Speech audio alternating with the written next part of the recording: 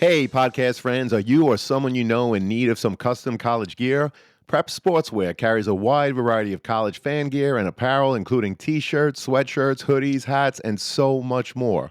So, whether you're getting ready to go to the game, hanging out on campus, organizing a college bed decorating party, or you're simply looking to build upon your college gear, Prep Sportswear has you covered. Check out our Prep Sportswear affiliate partnership link in the show notes for all the details. As an affiliate partner with Prep Sportswear, the podcast does receive a small commission if you make a purchase. But rest assured that we would only promote products that we believe in and feel that would benefit our listeners. And now, back to the show. Welcome to The CAP, the College Admissions Process Podcast. I am your host, John Durante, and it gives me great pleasure to introduce to you today Justin Wentzel, who's the Senior Assistant Director in the Office of Admission at Lynn University in beautiful Boca Raton, Florida. Justin, thank you so much for being here today. How are you? I'm doing well. Thank you for having me.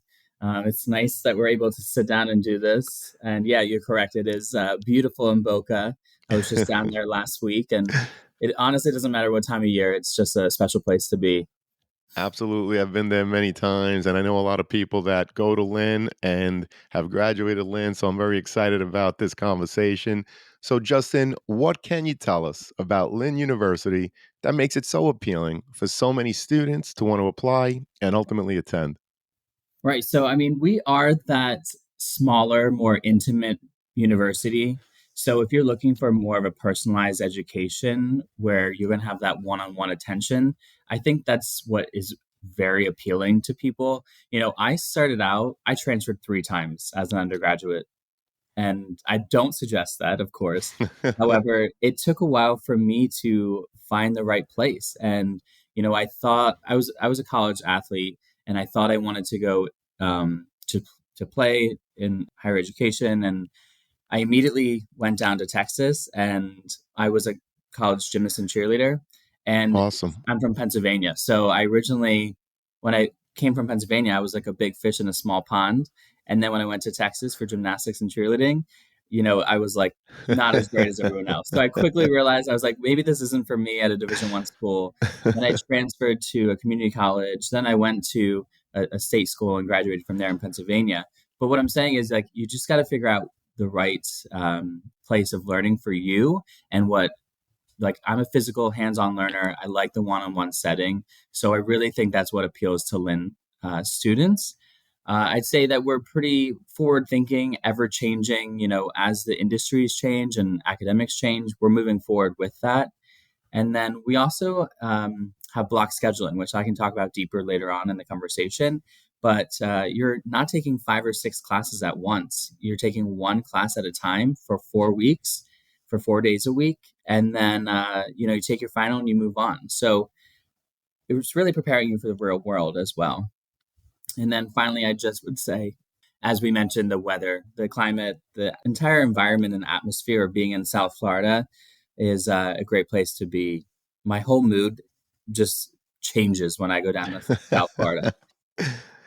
Well, that's a great overview. You talked about the weather, of course, the smaller, more intimate university.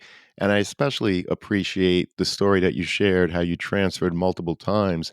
And it's a lesson to students and their parents that you always have choices, but it's also important to remember that there is a school, there's actually many schools for each and every student, but not every school is for every student. So it's very important to take your time, be mindful, and find the right fit for you. And if you end up in a place like you did where it wasn't the right fit, you could always transfer. So don't worry about that. So again, we appreciate the overview, Justin. And so, what can you tell us about life on campus outside of the classroom? And for example, do most students stay on campus during the weekends? In other words, so many students and their parents, they're really interested in knowing about the social life, the social aspect outside of the classroom. Sure. Yes. So we actually had our record-breaking year last year with over 850 students who enrolled for their first year, and our retention rate keeps on skyrocketing as well too. So there's always things to do on campus. I would say about 85% of our students actually live on campus. And so we're not a very big commuter school, even though some do make that choice. It's really up to them. And, of course, the beach is 3 miles away. We have pools on campus, but there are so many other things to do on campus. We are Division II sports. So if you're interested in playing NCAA, maybe you want to play intramural, there's always those options as well. We have over 40 different clubs and organizations to be a part of, anything from academic based programs to religious based programs, cultural based programs. So, really, there's something for everyone. And if there's not, you can always create your own club too, as long as you have support, other students who want to dive into that as well. And then we also have this thing called First 40. So the first 40 days of school in the fall, we have 40 activities. So there's uh, one activity a day for 40 days straight, whether it's bringing in like a petting zoo or having food trucks come in. Maybe we'll have a movie night in the pool. We always are planning activities for students to do. Well, that's terrific. I love the first 40, giving students an activity a day for the first 40, which is a great way to foster that sense of family and community on your campus, especially for the new students. I appreciate you mentioning that the retention rate continues to rise, which is also a very important thing that we talk about a lot throughout the podcast. And 85% of your students live on campus, so you're not a big commuter school, which is an important fact for students and their parents to know. So let's get into the application process itself.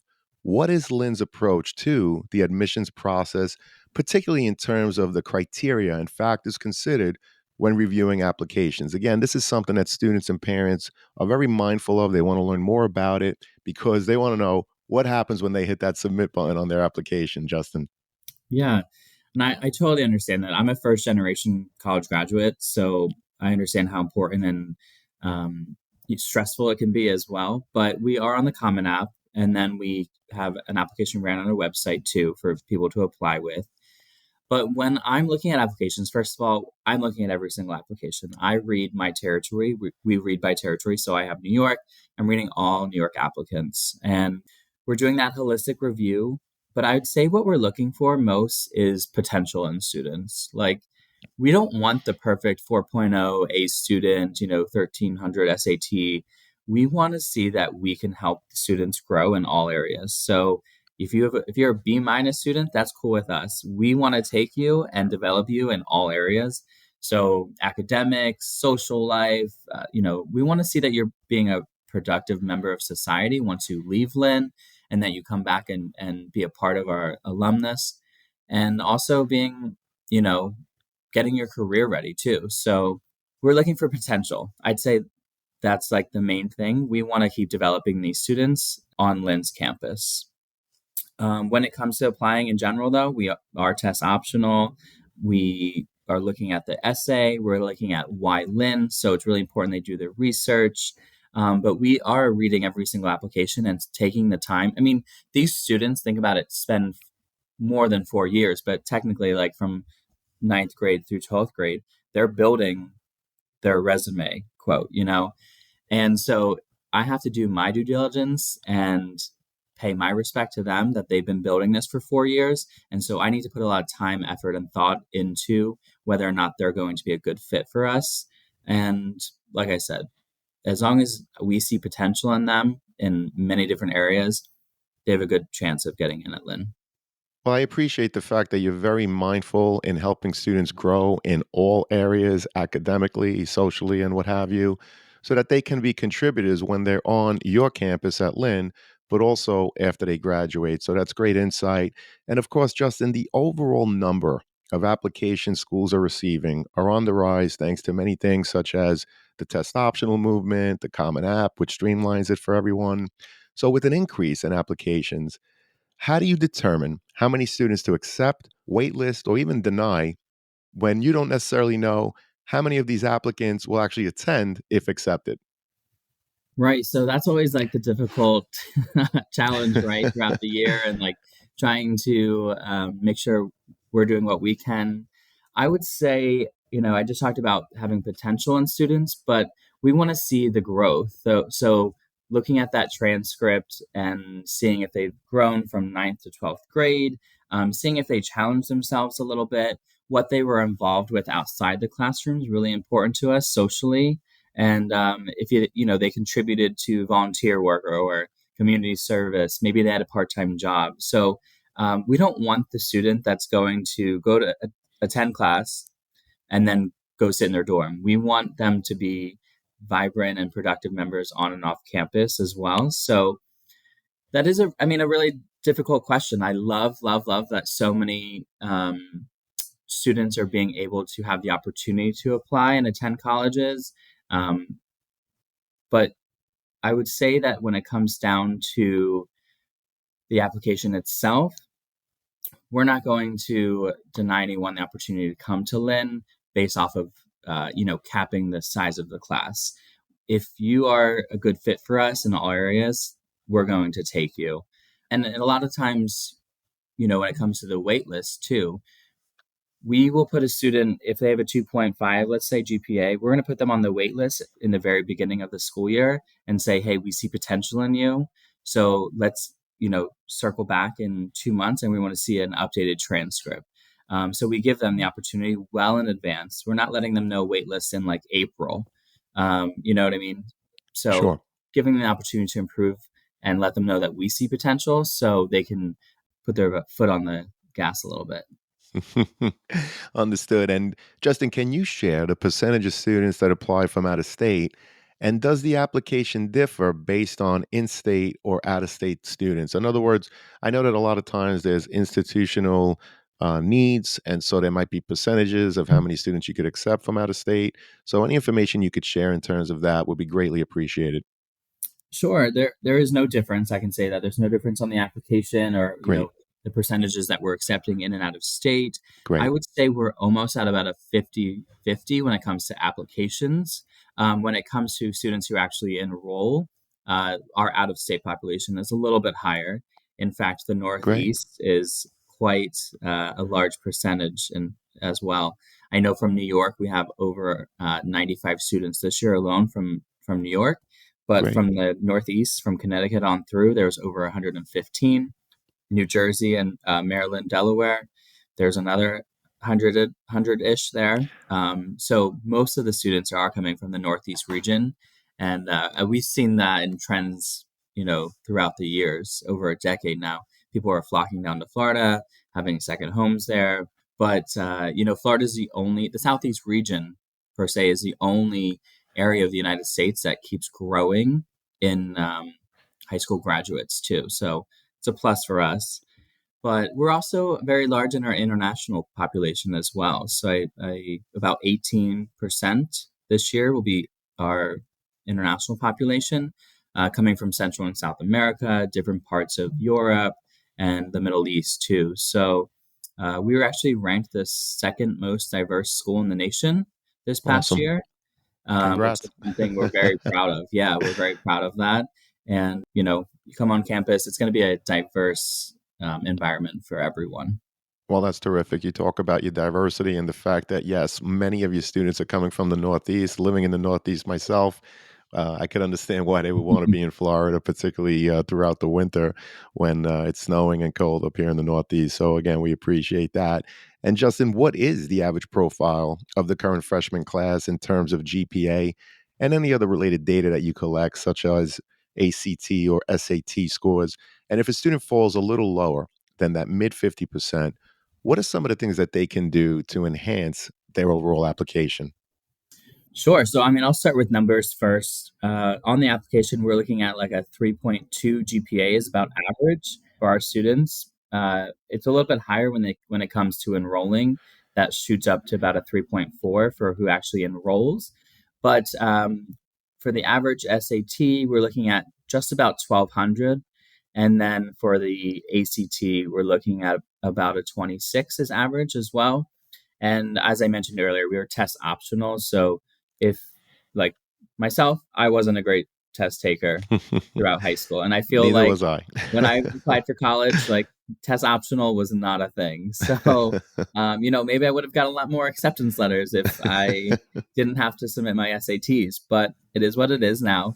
And I'm actually really happy that a lot of universities and colleges have moved towards this method because, like I said, they spend 4 years on their resume, their application for this new journey, this new step. And sometimes we're basing it off of one test that they take. So I'm happy that we're test optional at least. And then if those students do fall under, the averages that we put out, that's totally fine as well.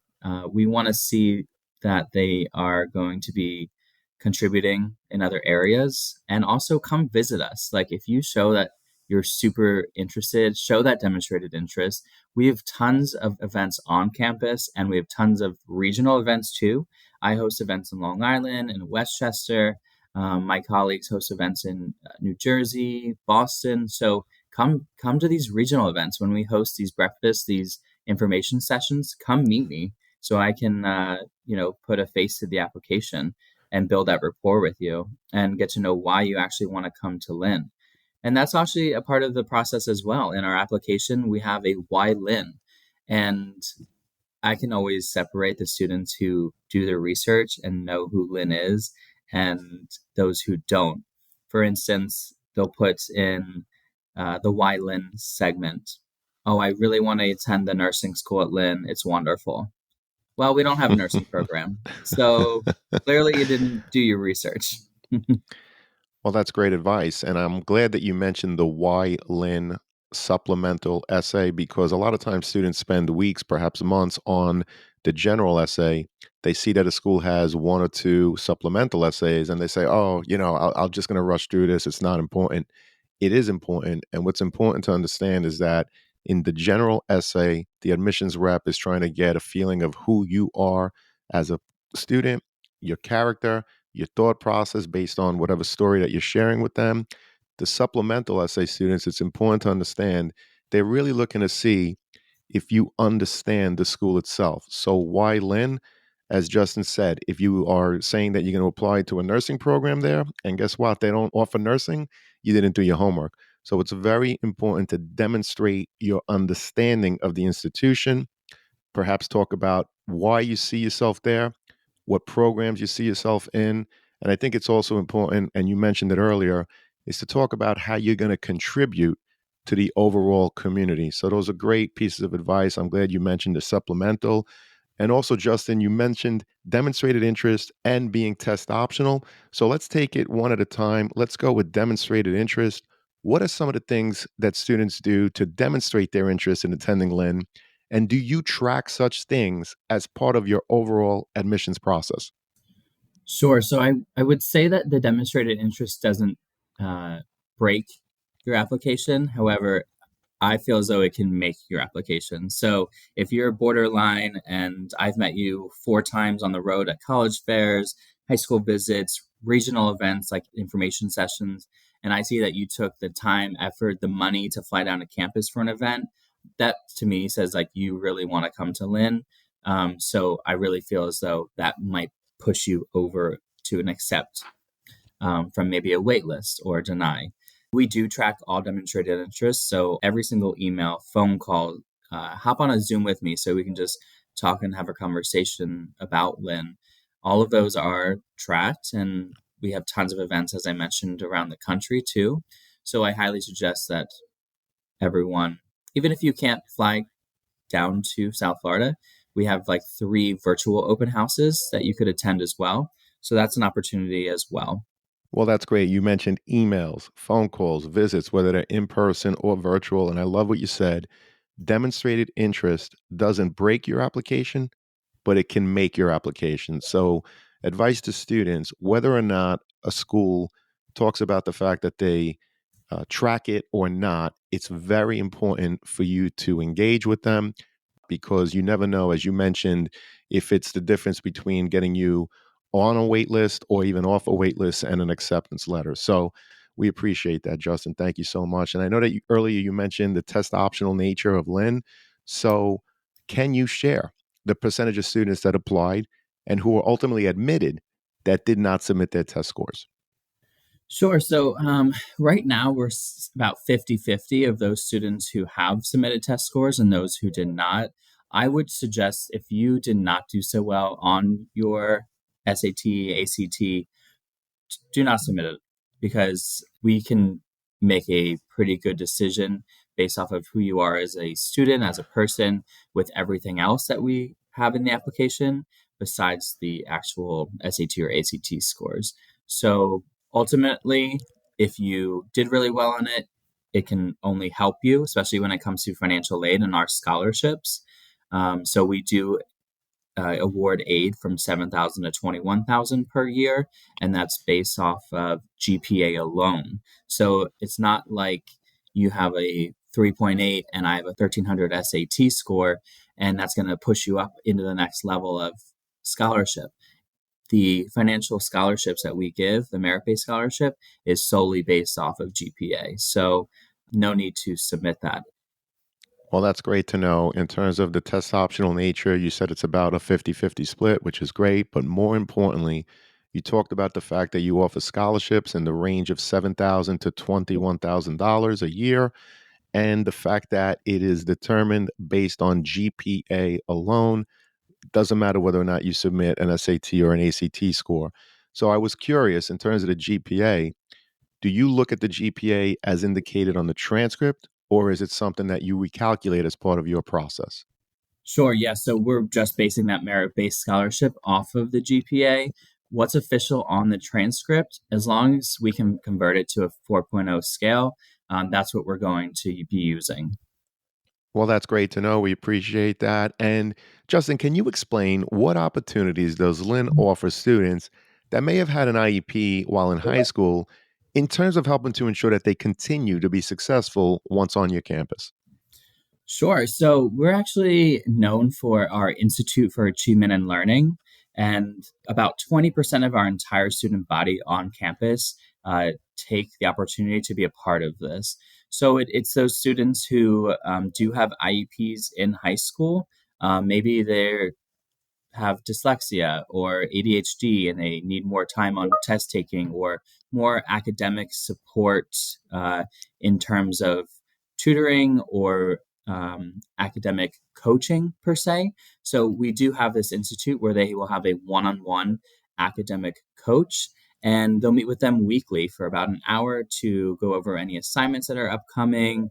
And it's two different parts. It's going to be your academic tutoring, so actually subject matter, and then it's going to be academic coaching, how to stay organized, how to manage your time, those sort of things. And it does come with an extra fee. It's not included in the tuition, but it's an opportunity that not every university offers. And we're really proud to offer it to students because we think everyone should have the access and the equal and equitable opportunity to an education too. Well, that type of program is definitely not offered at every college or university. So we appreciate the overview in terms of your Institute for Achievement and Learning. Justin, as you probably know, I put the Office of Undergraduate Admissions in the episode show notes. So if there's anything else that you want to share with the students and parents, perhaps a link to the Institute for Achievement and Learning, please provide it to me and I'll make it available to the parents and students in the show notes. So this has been a phenomenal conversation. And before I get to the last question, Justin, I was just curious, is there a question that I didn't ask today or a topic that I didn't bring up that you'd like to talk about at this point? Sure. I just want to dive into what our block schedule looks like a little bit further. And this actually helps with the last question a little bit too. Those students who are coming in with IEPs and are part of the Institute of Achievement and Learning, it helps them out tremendously too. So at another institution, it's based off of semesters, and that's the same here at Lynn essentially. You have a fall semester for 16 weeks and a spring semester for 16 weeks. However, in those 16 weeks, if you attend another university, you may take 5 or 6 courses at once and go to 3 different courses on a Monday, Wednesday, Friday, the other three on a Tuesday, Thursday. And you're taking then those 5 or 6 finals the last week of the semester. And you're pretty much pulling your hair out, right? Because you're like 5 finals like in the same week. It's insane. At Lynn, that's never going to happen. We have the 16-week semester. We break it up into 4 different blocks. So block A, B, C, and D. And in those blocks, it's 4 weeks each. And you're going to attend class Monday through Thursday for 2.5 hours each day. Fridays are reserved for our experimental learning. So if you're taking a bio class and you have a lab, the lab will always be that Friday. If you have an internship or you want to shadow, you can use that Friday to shadow. Our education students are in classes Monday through Thursday, then Friday, they're substitute teaching and making money actually as a freshman. So we use Fridays to get them into their careers, to get them into experiential learning, community service, whatever it may be. But when it comes to the block schedule, after 4 weeks, and you're going to take your final and then move on to block B. So you take one class at a time. Block A, one class. Take your final, move on to block B. Take one class for 4 weeks. Take your final at the end of those 4 weeks, move on to block C. Sometimes students will take two courses in block C to keep up with 15 credits. And then block D, they'll go back to one. But this really, when I talked about that retention and our GPAs overall have really skyrocketed because of this method. It allows students to focus and hone in, build a great rapport with their professors and their peers in the classroom. And, we're getting them ready for the real world too, because my boss doesn't give me 16 weeks to work on a project. You know what I mean? So why are we giving students the thought process of you're going to have 4 months to work on this? So, those 4 weeks are really getting them prepared. If you're a graphic designer and someone needs something turned around to you in 5 business days, we're getting them prepared because in that classroom, it's 4 weeks only. But they still are, taking 12 to 15 credits each semester. It's still 16 weeks in the fall and in the spring. And then we do have accelerated programs too. So I'd say a large majority of our majors, you can graduate in 3 years. A lot of schools have like a 4+1. Ours is an accelerated 3-year program. So you'll take about 18 credits per semester and then one summer semester as well. And you can graduate a year early. And the best part about that is that we absorb the cost of the 4th year. So if you were to attend another university and that 18th credit, usually you have to pay an extra fee on top of and pay that out of pocket. We absorb that cost for you. So you're saving about $50,000 to $55,000 for that final year, and we take that on.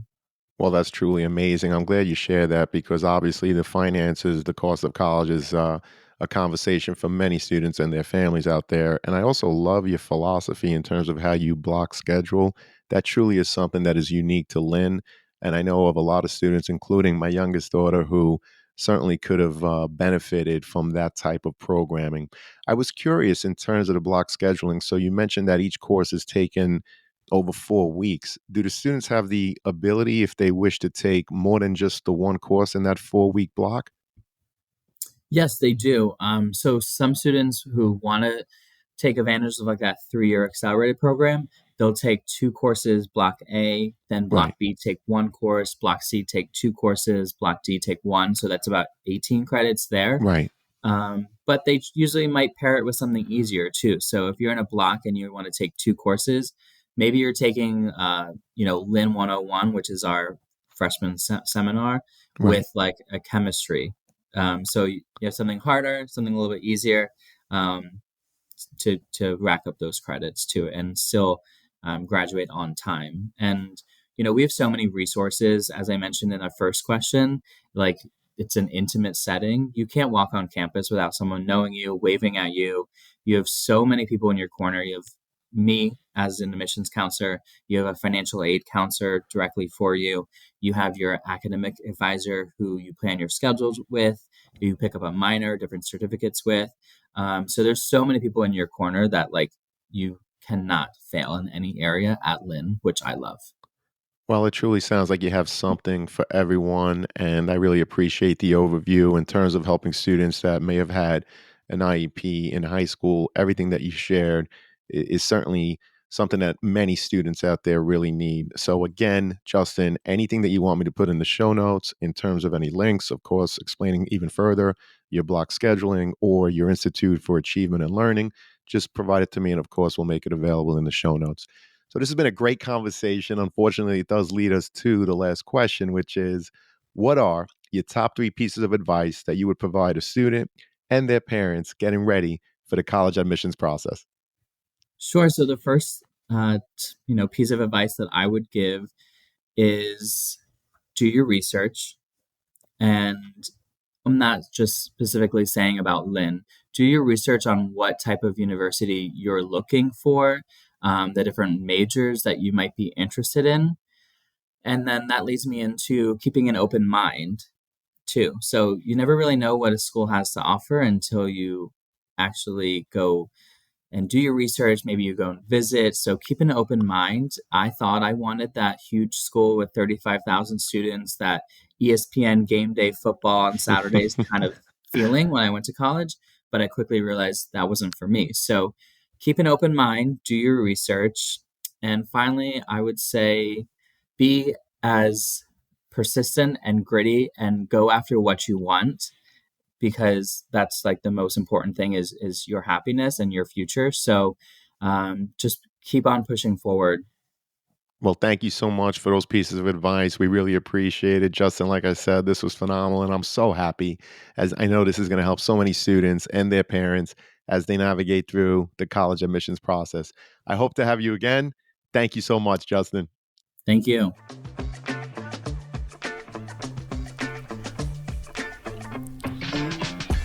Thank you for joining us on this episode of the CAP, the College Admissions Process Podcast. We hope you enjoyed the show. If you did, please don't forget to tell a friend and follow us on Facebook, Instagram, Twitter, and wherever you listen to your podcasts. I am your host, John Durante, and I look forward to seeing you on the next episode of the CAP.